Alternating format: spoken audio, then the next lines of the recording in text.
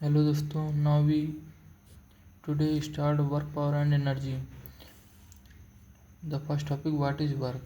When a force applied on object or body and it moves direction of force, so product of force and displacement is called work. यानी जब हम किसी वस्तु पर object पर force लगाते हैं एंड इट मूव्स डायरेक्शन और यह मूव करता है डायरेक्शन ऑफ फोर्स और यह बल की दिशा में गति करता है, सो प्रोडक्ट ऑफ फोर्स। तो प्रोडक्ट ऑफ फोर्स, प्रोडक्ट मतलब गुणा ऑफ फोर्स यानी बल और डिस्प्लेसमेंट के गुणे को ही हम वर्क कहते हैं। यानी W बराबर एफ डॉट एस, यानी फार्मूला से अगर हम सिंपल परिभाषा देखें तो किया गया कार्य बल और विस्थापन के गुणनफल को ही किया गया कार्य कहते हैं। मान लीजिए आप किसी थीटा एंगल पर वर्क करते हैं तो किया गया कार्य W बराबर F dot S cos theta. F dot S cos theta ये मतलब वर्क इज स्केलर क्वांटिटीज, ये एक अदिश राशि। जब अदिश राशियों को गुणा होता है, जैसे ए बी दो अदिश राशि हैं तो ए डॉट बी बराबर ए बी कॉस थीटा होता है। और जब ये सदिश राशियों को गुणा होता है तो ए बी साइन थीटा लिख देते हैं, ये सदिश राशियों को गुणा होता है। और वर्क की विमा होती है M L square T power minus two. दुनिया में जितने भी वर्क होते हैं सबकी विमा M L square T power minus two होती है, ठीक है। और वर्क मतलब अगर थीटा बराबर 90 हो तो एफ एस कॉस थीटा हो जाएगा।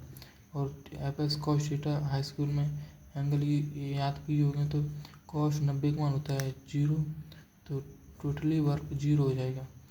तो किया गया कार्य 0 हो जाएगा क्योंकि एंगल 90 है।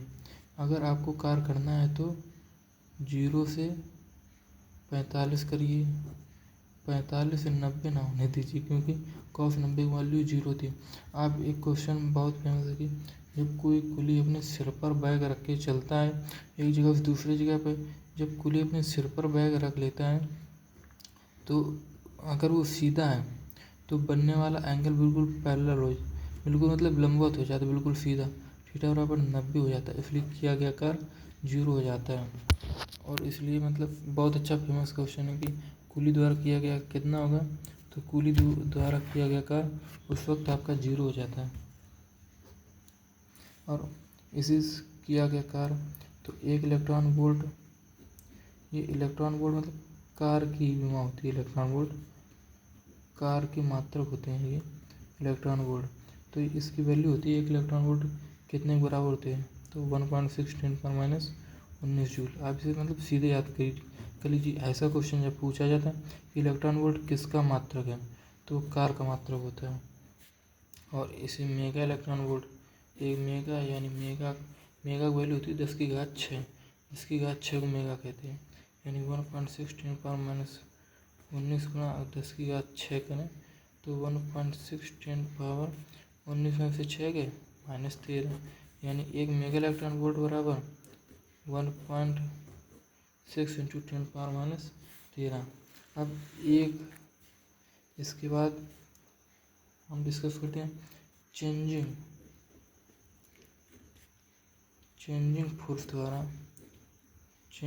फोर्स द्वारा किया गया का वर्क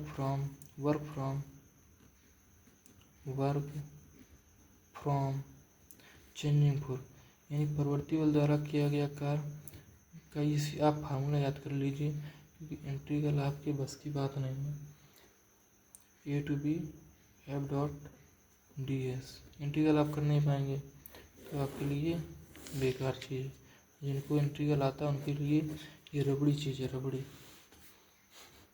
आगे अब आपको डॉट करना सिखाते हैं। स्केलर वेक्टर का डॉट प्रोडक्ट जैसे हमने भी बताया A dot B, A B cos theta तब होता है जब कुछ एंगल दिया हो, जब थीटा दिया हो तब ए बी कॉस थीटा होता है, ठीक है। और इसमें ये होता है, ये आई जे की एक्सिस होती हैं, एक्सिस, जैसे आई एच के आई एक्सिस, जे एक्सिस, के एक्सिस, ये एक्सिस होती हैं, ये 3D में ये एक्सिस होती हैं, आई जे और के, ये सब एक्सिस होती हैं, ठीक है। एक्सिस अब इनमें क्या होता है, अगर आई आई आई आई वैल्यू 1, क्योंकि आई आई पहले होगा थीटा बराबर 0, थीटा बराबर, और जे डॉट जे बराबर 1, के डॉट के बराबर 1, ये बहुत इंपॉर्टेंट वैल्यू है। आई डॉट आई बराबर 1 होता है, जे डॉट जे बराबर के डॉट के बराबर 1। अगर हम पूछते हैं आई डॉट जे ये परस्पर लंबवत है, थीटा बराबर 90, तो I dot J 0, J dot के 0, के डॉट आई ये सब वैल्यू 0 थी, पर अगर सेम का डॉट प्रोडक्ट करें तो उसका मान 1 आता है। अब एक सिंपल सा प्रोडक्ट का सवाल,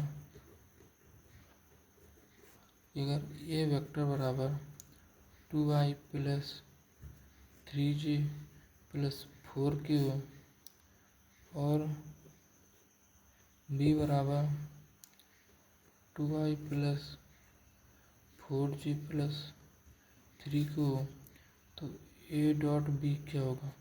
ए डॉट बी ऐसे करना पड़े, पहले ए लिख लो, ठीक है, डॉट का चिन्ह ऐसा, एक वैल्यू लिख ली, ठीक है, डॉट का चिन्ह, फिर बी वैल्यू लिख लो 2i plus 4j plus 3k। हमने बताया कि आई और आई की वैल्यू मिलके एक होते हैं, यानी 2 दूनी 4, ठीक है, 2 दूनी 4, आई 1 हो जाए तो 4 गुणा 1 1 ही रही है, प्लस 3 चौको 12, जे डॉट जे 1 हो जाए, 4 3 12, यानी 12 12 24, 24 4 28, 28 इसका आंसर होगा। ये डॉट प्रोडक्ट होता है।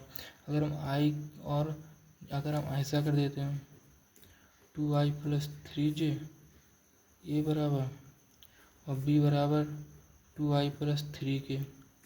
अब ए डॉट बी बताओ। अब ए डॉट बी अगर पूछे तो 2i प्लस 3j, ठीक, ऐसा लिख दिया, डॉट 2i प्लस 3k।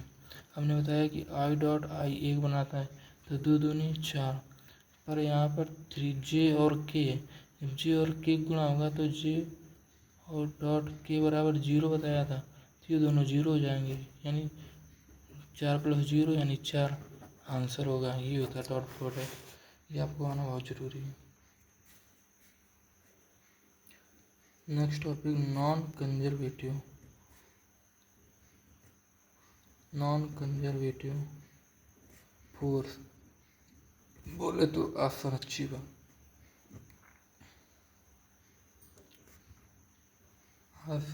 बात, नॉन कंजर्वेटिव फोर्स होता है, दिस इज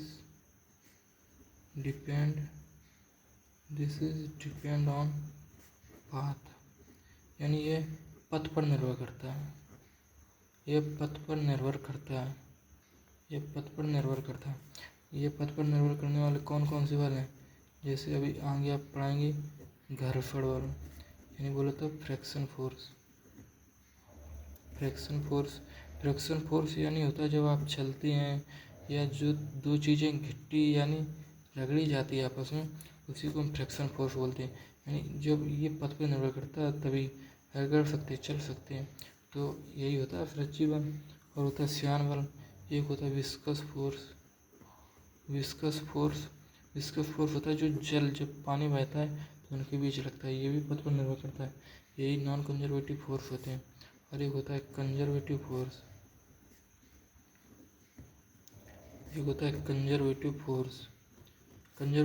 होता है ये पथ पर निर्भर नहीं करते, this is not depend on path, ये पथ पर निर्भर नहीं करता। पथ पर निर्भर नहीं करने वाले फोर्स हैं जैसे कि आपका हो गया इलेक्ट्रिक फोर्स, इलेक्ट्रिक फोर्स आपका पथ पर निर्भर नहीं करता है। अगर आप इसके दायरे में आ गए तो आपको करंट तुरंत लग जाएगा। दूसरा होता है ग्रेविटेशन फोर्स। ग्रेविटेशन फोर्स गुरुत्वाकर्षण बल भी पथ पर निर्भर नहीं करता है। और ऐसे मतलब होते हैं जैसे all electromagnetic, all electro and magnetic, जितने करंट और मैग्नेट से लगने वाले फोर्स होते हैं सब कंजर्वेटिव फोर्स होते हैं। ठीक है, इसे कंजर्वेटिव फोर्स कहते हैं। ये पथ पर निर्भर नहीं करता है। Energy, energy what is energy? Energy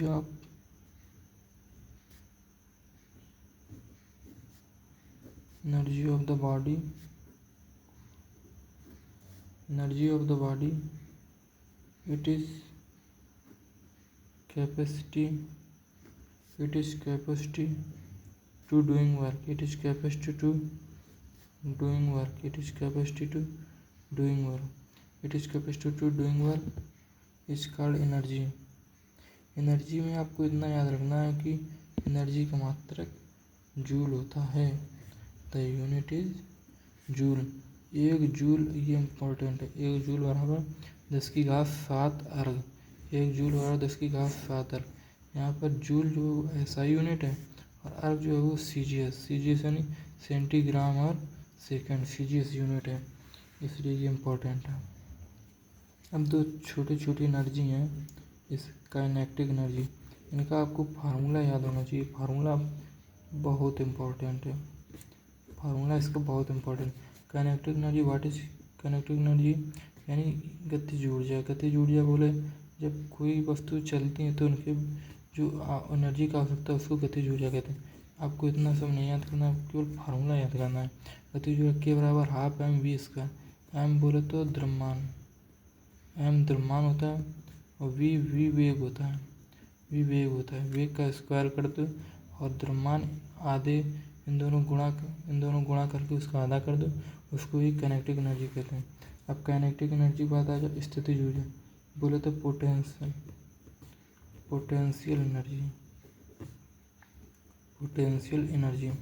potential energy formula होता है, पोटेंशियल एनर्जी फार्मूला होता है यू बराबर एम जी एच। यानी द्रव्यमान, ये जी गुरुत्वीय त्वरण होता है। जी क्या होता है? जी गुरुत्वीय त्वरण होता है। जी की वैल्यू होती है, ये बहुत इम्पोर्टेंट वैल्यू है। जी आपका पीछा नहीं छोड़ेगी जब तक आप फिजिक्स पढ़ेंगे। जी 9.8 मीटर पर सेकंड जी की वैल्यू होती है। हाइट आपको क्वेश्चन दी होगी कि इतनी ऊंचाई, वही आपको ये याद रखना है, यू बराबर एम जी एच केवल। यानी द्रव्यमान गुरुत्वीय त्वरण ऊंचाई के गुणनफल को हम पोटेंशियल एनर्जी कहते हैं। सबसे इम्पोर्टेंट रिलेशन है relation between kinetic energy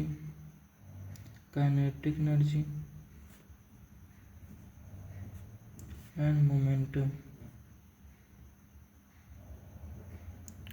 kinetic energy और मोमेंटम के बीच ये रिलेशन बहुत इम्पोर्टेंट है, बहुत क्वेश्चन पूछे जाते हैं। के बराबर पी स्क्वायर अपॉन 2m, ये होता है काइनेटिक एनर्जी और मोमेंटम के बीच संबंध। यहाँ पे के गतिज ऊर्जा है, के अपना गतिज ऊर्जा है, और ये पी संवेग है। ये संबंध होता है काइनेटिक एनर्जी और मोमेंटम के बीच में। यानी गतिज ऊर्जा जो होता है वो संवेग की स्क्वायर अपॉन 2m द्रव्यमान, वस्तु को जो द्रव्यमान के दोगुने के बराबर होता है, ये संबंध होता है। के बराबर पी स्क्वायर अपॉन 2m। अब देखो के बराबर पी स्क्वायर अपॉन 2m, यानी हम कैंची गुणा करें तो क्रॉस मल्टीप्लिकेशन करें तो पी स्क्वायर अपॉन 2m के, यानी पी वर्ग पढ़ेंगे पी बराबर √2m के। एक ये रिलेशन इसी से वही चीज़ है, केवल थोड़ी कैलकुलेशन है। तो ये समझ में आता है, पी बराबर √2m के। ये इसी प्रकार से लिख सकते हैं, पी बराबर √2m के। ये बहुत इंपॉर्टेंट रिलेशन है काइनेटिक एनर्जी और मोमेंटम का। अब बात करते हैं potential energy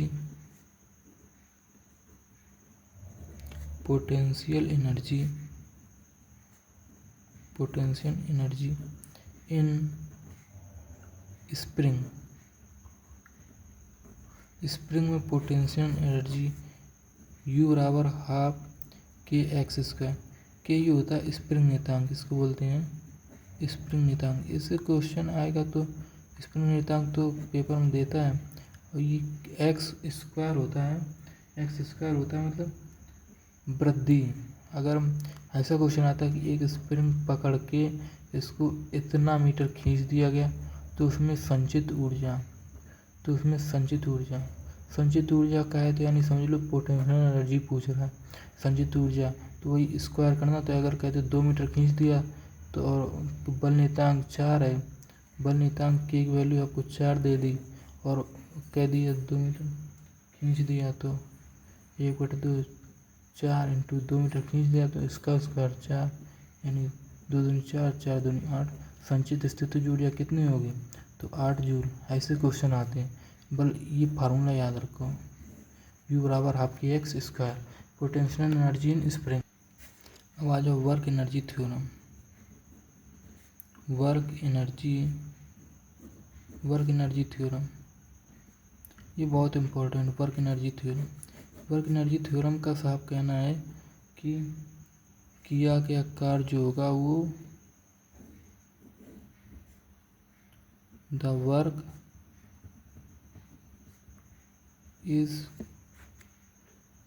done is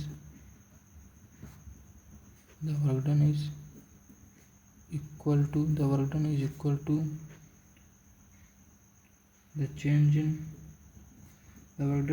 to the change in kinetic energy।